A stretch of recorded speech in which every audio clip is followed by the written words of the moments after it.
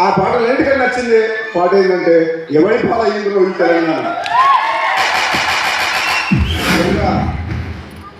అది ఇప్పటికి కూడా ఒక్కసారి గుండె మీద చేసుకొని ఆలోచిస్తే ఎవరి పాలైందిగా తెలంగాణ.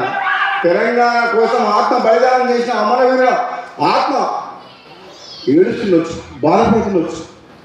ఎందుకంటే ఆనాడు ఈనాడు తెలంగాణ వచ్చిన తర్వాత కూడా అభివృద్ధి పేరు మీద లక్షల కోట్లు అప్పులు చేసి మళ్ళీ అదే ఆంధ్ర కాంట్రాక్టర్లు దోసుకుంటుంది తెలంగాణని. ఎవరి పాలైందిగా తెలంగాణ. తెలంగాణ వచ్చిన తర్వాత ఎవరు బాగుపట్టాలంటే నిజంగా తెలంగాణలో ఉన్న పేద ప్రజలకు న్యాయం జరగలేదు. అందుకనే ఆ పాట వినడానికే ఇక్కడికి వచ్చిన. ఆ పాట అంటే నాకు ఇష్టం. ఎవరి కోసం తెలంగాణ వచ్చింది, ఎవరి కోసం మనం ఉద్యమం చేసిండు. ఆనాడు కళాకారులు లేదే ఈ తెలంగాణ కళ సాకారం అయిందా? ఈ తెలంగాణ ప్రజల్ని దేవుడిచ్చిన గొంతుతో వాళ్ళ పాటలతో ఆటలాడి ప్రజల్ని చైతన్యవంతులు చేసి తెలంగాణ సాధనలో కీలక పాత్ర పోషించింది కళాకారులు కాదా? అటువంటి కళాకారులే మన కళ్ళ ముందున్న వేపుడు సోమన్నే అడుగుతున్నాడు ఎవరి పాలైంది తెలంగాణ అని చెప్పేసి. నిజమైన ఉద్యమకారులు ఇప్పుడు ఎవరైనా తెలంగాణ ఉద్యమ ఫలితాలు తెలంగాణ వచ్చిన తర్వాత బాగుపడ్డారా? లేదు, న్యాయం జరగలేదు. తెలంగాణకు ఉద్యమానికి సంబంధం లేనోళ్ళు, కాంగ్రెస్ పార్టీకి సంబంధం లేనోళ్ళు ఆంధ్ర పాలకుల మోకాల చేతులు దాకా నీళ్ళు లాగేటోళ్ళే మనకు తెలంగాణలో ఉన్నారు. నిజం కాదా? ఇది నిజం కాదా? పార్టీలు వేరైనా రాజగోపాల్ రెడ్డి అనే వ్యక్తి ఉన్నట్టు మాట్లాడతాడు. మీ అందరికీ తెలుసు. ఏనాడు కూడా నేను భయపడలేదు. ఆనాడు కేసీఆర్ ప్రభుత్వం కూడా ప్రశ్నించే గొంతు లేకుండా ప్రజాస్వామ్యాన్ని కూలి చేసే విధంగా ప్రతిపక్షం లేకుండా చేస్తే 2018లో ఒక శాసనసభ్యునిగా నేను రాజీనామా చేస్తే నన్ను ఓడగొట్టాలంటే మొత్తం ప్రభుత్వం 100 మంది ఎమ్మెల్యేలు ముందుకు వచ్చింది. అది నా రక్తం. అది ఎప్పుడు ప్రజల పక్షాన మీరెట్లా పాడుతుంటారో, ఎప్పుడైతే పేదలకు అన్యాయం జరుగుతుంటుందో, దోపిడీ జరుగుతుంటుందో, ప్రజల పక్షాన ప్రజాస్వామ్యాన్ని రక్షించేందుకు మీ వెంట రాజన్న ఉన్నాడు. నేను ఈరోజు మాటిస్తున్నా, ఈ కళాకారుల కార్యక్రమంలో సోమన్న కార్యక్రమంలో తెలంగాణ కోసం పాటుపడిన కళాకారుల మీ అందరికి మాటిస్తున్నా, రాజన్న మీ వెంట ఉంటాడు. ప్రాణం ఉన్నంత వరకు తెలంగాణలో ఉన్న కళాకారులను కంటికి కాపాడుకుంటామని చెప్పి నేను సొంతంగా చెప్తాను. రాజగోపాల్ రెడ్డి మాటిస్తే వెనక గోడు. ఒకటే ఉదాహరణ చెప్తా. 2018లో ఢిల్లీకి పోయినా మా ఎమ్మెల్యే చిరుమర్తి లింగయ్య బదులు ఇంకొకరు టికెట్ ఇస్తా ఉన్నాడు. నేను హైకమాండ్కి డైరెక్ట్ చెప్పిన, చిరుమర్తి లింగయ్య టికెట్ చెప్పకపోతే నాకు కూడా వద్దు, మునుగోడు నుంచి పొడి చేయాలని చెప్పిన. అంటే ఒక దళితుని కోసం తన టికెట్ త్యాగం చేసి ఇస్తారా ఈయన్ని, ఆయనకి ఇస్తే నాకు ఈ లేకపోతే నాకు కూడా వద్దు అని చెప్పిన. దెబ్బకి ఆయన టికెట్ ఇచ్చింది. సోమన్న చెప్తున్నా, సోమన్న ఈ చేతులతో ఎంతోమంది స్వామి ఎంతో మందికి అన్నం పెట్టిన, ఎంతో కుటుంబాలు నిలబడిన, ఎన్నో ప్రాణాలు కాపాడిన, ఎంతో మంది ఉద్యోగాలు ఇప్పించిన, ఎంతో మందిని చదివించిన, ఎంతో మంది పెళ్లి చేసిన, ఆఖరికి ఎంతో మంది నాయకులను కూడా తయారు చేసింది. కానీ చేతులు మంచిగా కావేమో, ఎవరిని చేసినాక నాయకుడు ఉండదు. నిజంగా చెప్తున్నా, ఈ చేసిన వాళ్ళు బాగుపడుతున్నారు కానీ నాకు మాత్రం మంది జరుగుతుంది. అంటే నాకేం ఇవ్వని అడుగుతలేను. నేను మన సాయం చేసినందుకు మీద నెత్తినేసుకొని, బరువు బాధ్యతలు వేసుకొని బహుజనుల పక్షాన బహుజనుల నాయకత్వాన్ని కాపాడుతున్నందుకు, వారిని ప్రోత్సహించి అన్ని రకాలుగా అండదండలన్నీ గెలిపించినందుకు కృతజ్ఞత ఉంటే చాలు అని అంటున్నా. నాకేం అవసరం లేదు అంటున్నా. మన తిరిగి ఇవ్వాల్సిన అవసరం లేదు. నేను ఎప్పుడు కూడా దేవుణ్ణి ఇట్లా ఉందా నా చెయ్యి ఇట్లుండాలని కోరుకోలేదు. నేను ఎప్పుడు కోరుకునే దేవుని మొక్కునే నా చెయ్యి ఇట్లుండాలని కోరుకుంటున్నాను. ఇవి అడుక్కునే చేతులు కావు, అన్నం పెట్టే చేతులు, కాపాడే చేతులు, కన్నీళ్ళు తుడిచే చేతులు, కానీ అడుక్కునే చేతులు కావాలి. అందుకనే చెప్తున్నా, ఈరోజు సోమన్న బయటిస్తుంటే నాకు కూడా బాధ అనిపించింది. ఎంతోమంది అర్హులైన వారు, ఉద్యమంలో పాటలు పాడిన వాళ్ళు, ఎన్నో ఏళ్ళుగా రాత్రి వారు కష్టపడ్డ వాళ్లకు దక్కలేదు. కానీ ఈ తెలంగాణ ఉద్యమానికి సంబంధం లేనోళ్ళు, కాంగ్రెస్ పార్టీకి సంబంధం లేనోళ్ళు వచ్చి పెద్ద పెద్ద పెద్ద పదవులలో ఉంటే నాకు కూడా బాధ అనిపిస్తుంది అప్పుడప్పుడు. కానీ ఒక రాజకీయ పార్టీలో ఉన్నా కాబట్టి నేను ఎక్కువ మాట్లాడలేకపోతున్నాను. నేను మాట్లాడడం స్టార్ట్ చేస్తే ఎప్పుడో మీకు తెలుసుగా. నేను మాట్లాడడం స్టార్ట్ చేస్తే నేను ఎప్పుడు ఏది మొదలు పెట్టను. ఒక్కసారి స్టార్ట్ చేస్తే మన వెంట చూడను. కేసీఆర్ గద్దె దింపుతాం, కేసీఆర్ కుటుంబాన్ని జైలు పంపిస్తామని చెప్పిందా అది మొట్టమొదటిసారి. అసెంబ్లీలో గట్టిగా మాట్లాడి ఈ కాళేశ్వరం ప్రాజెక్ట్ వద్దు అని చెప్పిందా లేదా? ఈ బెల్ట్ షాపులో తాగుడైందని అడిగిందా లేదా? ఈ లక్షల కోట్ల అప్పులేందని అడిగిందా లేదా? నువ్వేమన్నా నీ అంతవా? ఈ తెలంగాణ అంటే నీ రాజ్యం అనుకుంటున్నావా, నువ్వు రాజు అనుకుంటున్నావా, నీ తర్వాత నువ్వు కొడుకుని అనుకుంటున్నావు?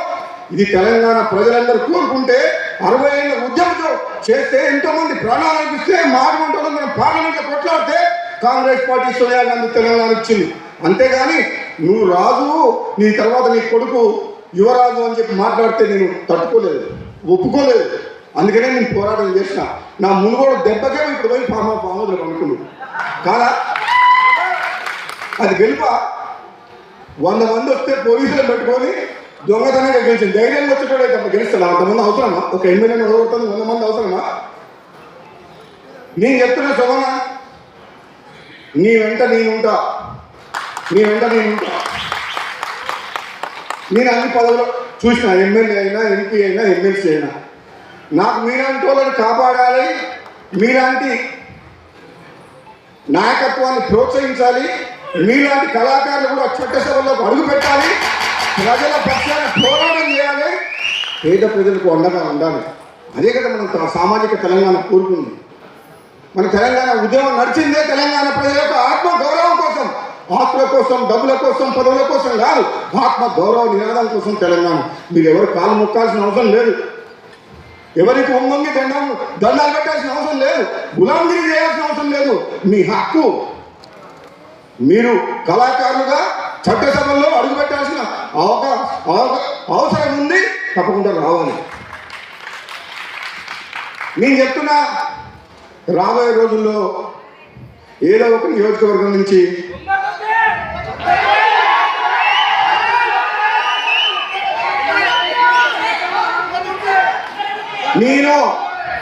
నేను ఒక్కసారి మాట అంటే వెనుక పోను.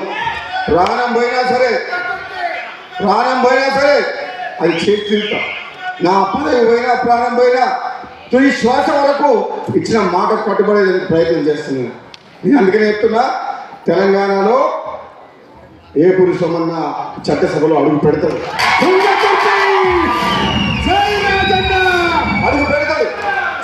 అడుగు పెట్టాల్సిన అవసరం ఉంది. కులం పేరు చెప్పుకొని, మతం పేరు చెప్పుకొని ఎన్నికైన తర్వాత వసూలు రాజాగా మారిన వ్యక్తుల్ని తరిమి కొట్టాల్సిన అవసరం ఉంది. ఏమనంటే నా కులం నేను తిడతావా అంటారు. మంచి పనులు చేసేటప్పుడే తిట్టం, కానీ చెడ్డ పనులు చేస్తే, అవినీతి చేస్తే ఏ కులంలో నేను తిట్టాలా? నిజాయితీ పనులు కావాలి అన్ని కులాల వాళ్ళు. తప్పుడు పనులు చేసుకుంటే కులాన్ని వాడుకోవడం మంచిది కాదు. ధర్మం, న్యాయం అన్ని కులాలకు ఒకటే ఉంటుంది. మానవత్వం ఉండాలి, నిజాయితీగా పనిచేయాలి. ప్రజలు ఓటేసి గెలిపిస్తే వాళ్ళకి అండగా ఉండాలి, కానీ అహంకారం అనొద్దు, అహంకారం ఉండొద్దు. పదవి అనేది బాధ్యత కానీ కిరీటం కాదు. ఇప్పుడున్న నాయకులు చాలామంది గెలిచే వరకు ఒక తీరుగా, గెలిచిన తెల్లారే వస్తాయి మారిపోతుంది. ఎక్కడికి వెళ్ళి వస్తున్నాయో పెద్ద పెద్ద కార్లు. అప్పటిదాకా నీతిమంతులుగా సత్యహరిచంద్రలాగా మాట్లాడుతున్నారు, గెలిచిన తెల్లారే ప్లేట్ ఫిరాయిస్తున్నారు. నేను ఎంతో మంది ఎమ్మెల్యేలకు సాయం చేసిన గెలుపు కోసం, టికెట్ల కోసం. నిజాయితీగా ఉంటున్నా, కానీ నా ఎమ్మడు ఎవరు ఎమ్మెల్యే ఉండరు. ఒక్కనే ఉంటా. సీఎం ఎక్కడ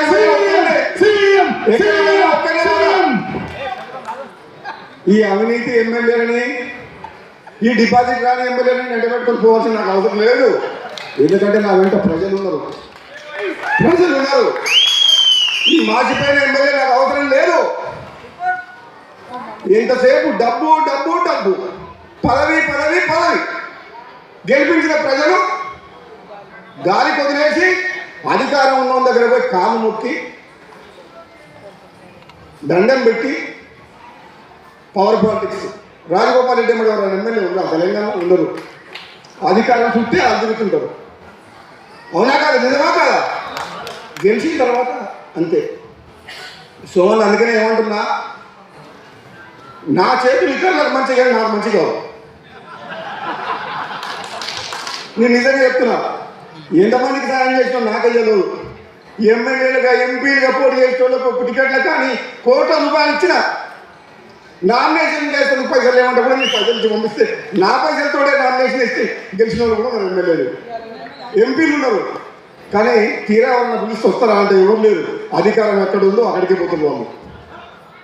ఇది ఇప్పుడున్న ప్రస్తుత పరిస్థితి రాజకీయం. అవునా కాదా? అందుకనే ప్రజల చైతన్యం రావాలి. రాజకీయాలు మార్పు దిశగా అడుగులు వేయాలంటే రాజగోపాల్ రెడ్డి ఎమ్మడి సోమన్ అటువంటి నడవాలి. రాష్ట్ర రాజకీయాలను మార్చే శక్తి, శాసించే శక్తి కూడా మాకుంది.